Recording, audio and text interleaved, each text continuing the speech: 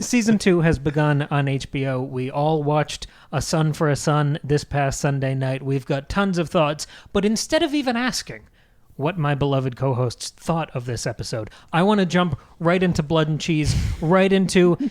I guess we're going to have to talk about it at the risk of being demonetized. The child being decapitated at the end of this episode. The two guys who do that are, of course, known in the book as Blood and Cheese. So this was our big incident. This was the big hoopla that we waited for. Once Maggie and I were reading ahead in Fire and Blood, those episodes over on Patreon, we knew this was going to be the very big cannon shot at the beginning of season 2. Tristan, I want to get your POV as someone who's completely unsullied and unspoiled. What'd you think? Yes, and I want the audience to know that while the simultaneous House of the Blood and Fire, episodes have been going on, Fire and Blood, whatever. See, I've read it so little that I don't even know the name of it. So I've avoided it specifically to avoid spoilers. So throughout our entire series, Cam and Maggie are going to have one perspective because they've already read and in depth gone through that book with you guys. I haven't seen it at all, and I didn't want to be spoiled. So everything that I'm seeing in the show is fresh.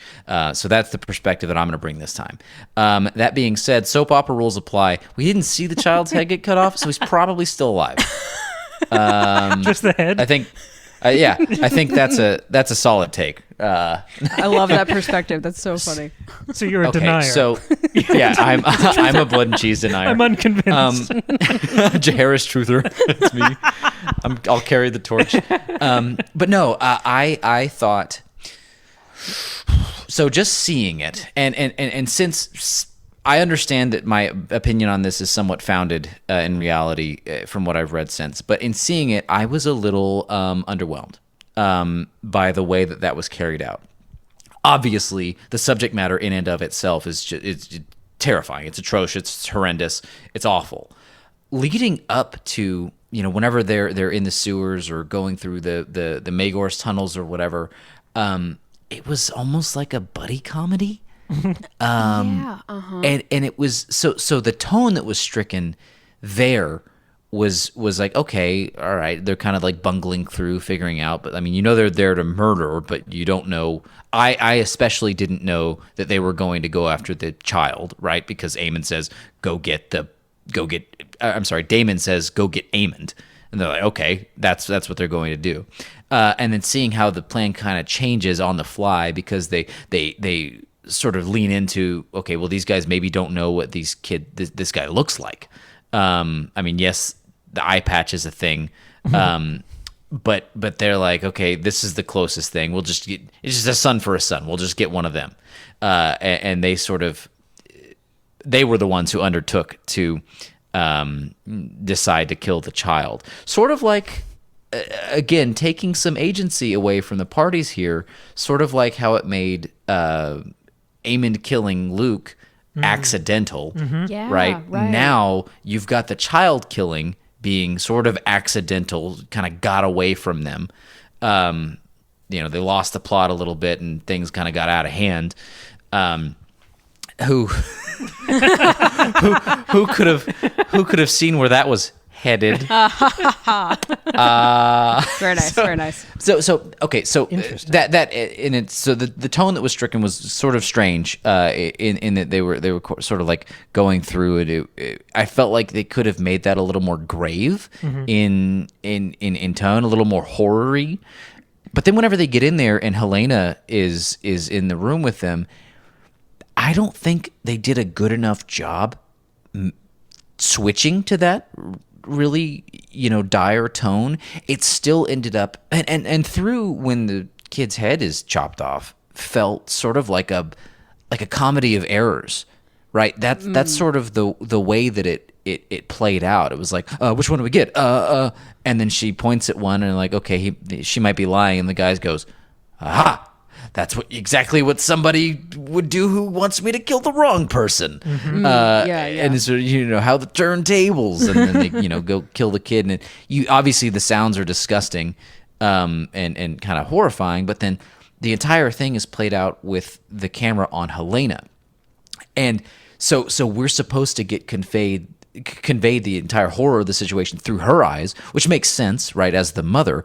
But I don't know that the performance was struck the right chord to be able to carry that kind of emotional weight. And so she goes and picks up the other kid and like slowly walks out of the room. And I guess, like, what do you do in that situation? Maybe at least try to save one, is what she did. But then, she gets all the way into Allison's room, who's, getting busy. And then just sits down and is like, they killed the boy. And then the episode ends. The horror of that situation really needs to be given its due. But it really wasn't. It was just kind of very abrupt, and then it was done. And none of the acting to convey sort of how terrifying or how awful or atrocious it was really, conveyed on screen. And I think that's a really important part of that, especially from like someone who's ostensibly the mother. I would have expected a little bit more of a visceral reaction, or like, take me instead. But, that's ultimately not what happened. Yeah, you can really see them grappling with, there's a lot of horrible things that happen in this story. How do we convey them in a way that feels like palatable, I guess? I think there's a bit more caution in this story, or in this show, than there was in the Game of Thrones show, like with the Aemond and Lucerys thing you pointed out. I agree with that. In the book, there's not, with the Luke and Aemond thing, there's no indication of it being an accident. It's just they have a battle in the air on their dragons and Luke dies. Like, there's no, I mean, it also doesn't say that Aemond did it on purpose, but it doesn't say that it was an accident. And so I think any opportunity they have to like freely interpret, like, oh, the people in this world aren't quite as horrible as they could be, like, they're taking that chance, and I don't know if it's working very well. I really like the focusing it in on the... Sorry, I almost fell out of my chair.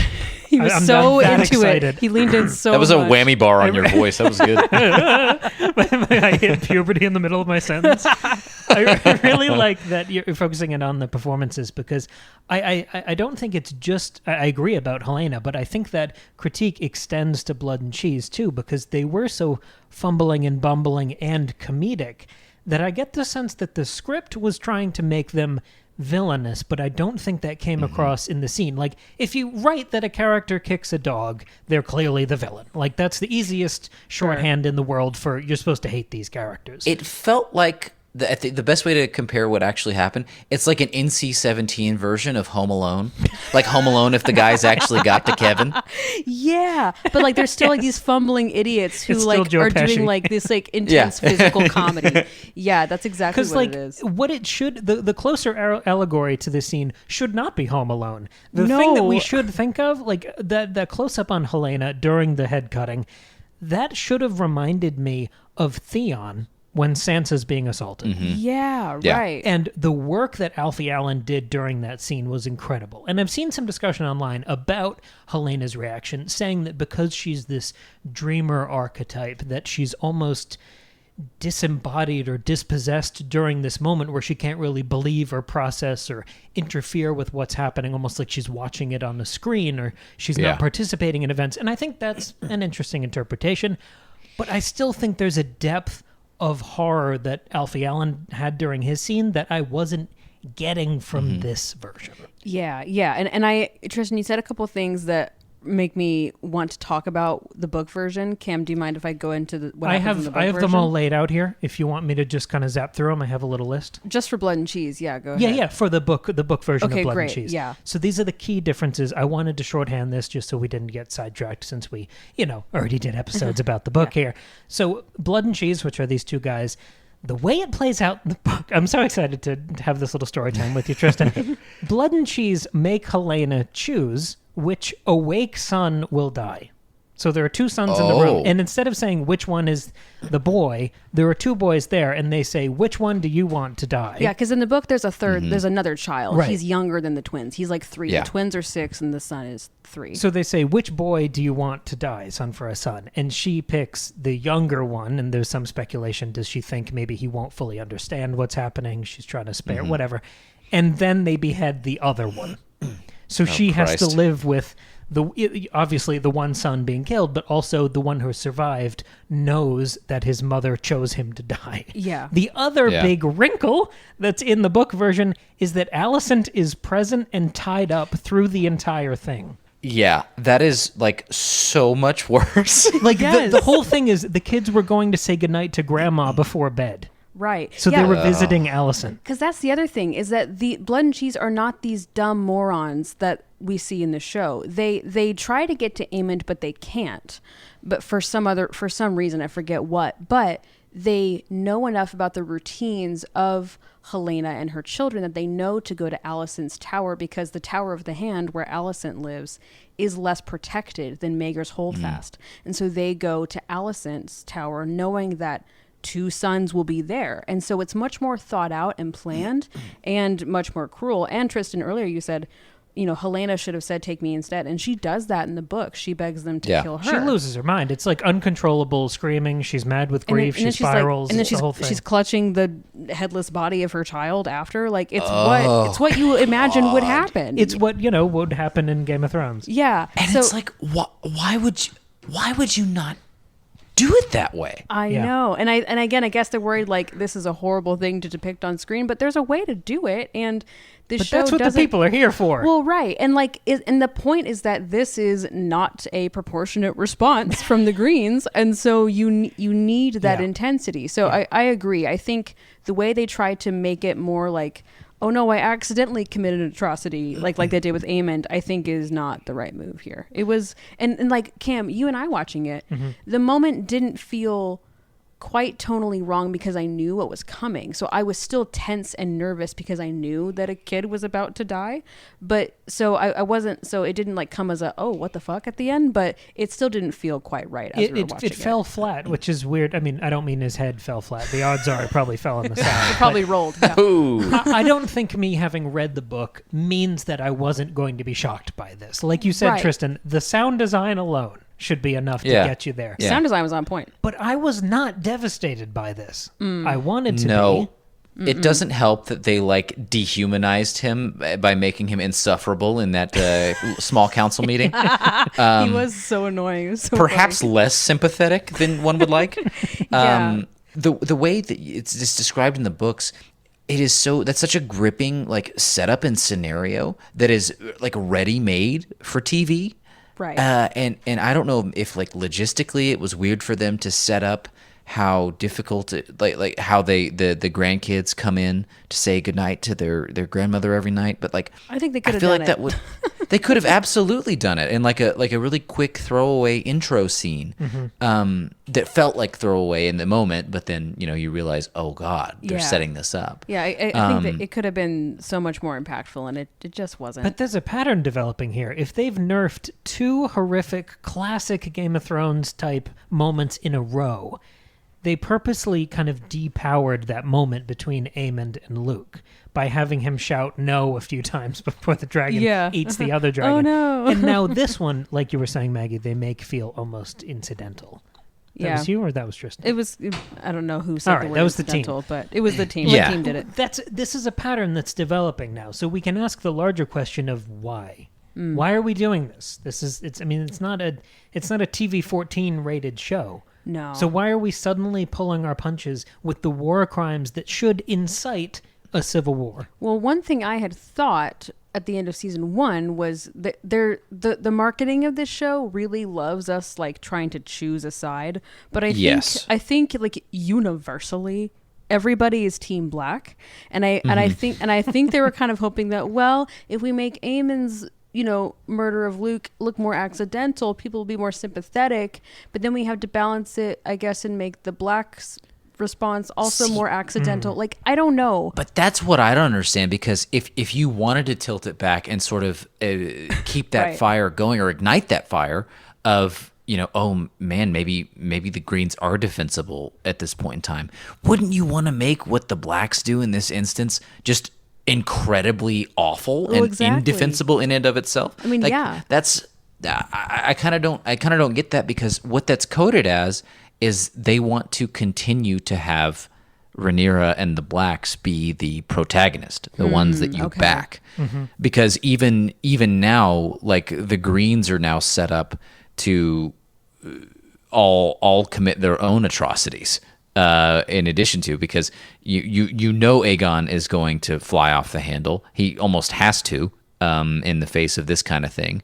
And so still we've got Rhaenyra feeling the most justified in that she had a child die, and then Daemon took it upon himself. Now, arguably, because she went into the council meeting and said, "I want Aemond," she knew that she was talking directly to Daemon and knew that he would do something about it. True. But they still didn't intend for that to be the case. So it's like, okay, maybe they're not so as bad of actors as they could have been otherwise. And now, since the Greens don't know, and we know that the Greens don't know what was actually supposed to happen, maybe we're still in a position where we sort of defend the actions of Rhaenyra and say, well, it didn't mean to go that far. I don't know. It is kind of strange messaging. Yeah. It's unexpectedly inconsistent because the script does seem to understand our relationship with these characters. Obviously, you wouldn't spend the first half of the first season building up our emotional relationship with younger, more innocent versions of these characters, making sure we could see both sides, at least initially, for Rhaenyra and Alicent. You wouldn't do that unless you were going to really test those allegiances later. So it's weird, after so many episodes with this older cast, to be pulling those punches. There's a moment I'm thinking of with Daemon when he's talking to Eric, one of the twins with the shitty beards, when they're saying, we are sworn as gold cloaks to defend the royal family, so what do we do when they start attacking each other? Mm-hmm. That could very much be him speaking to the audience. I think that's another purpose of that line. That's a great moment. But that's a reassurance of, like, I know you guys are with us, you like the characters, and now they're going to do some crazy shit, and that's also why you're here. So it's weird to lean so hard into continuing to make them sympathetic. So much time in this episode is spent watching characters grieve. Totally justified. Watching them be sad, really hyping up that pathos and emotion for those characters. We need to see them do the awful things too. Right. Otherwise, those moments of deep pathos don't feel earned.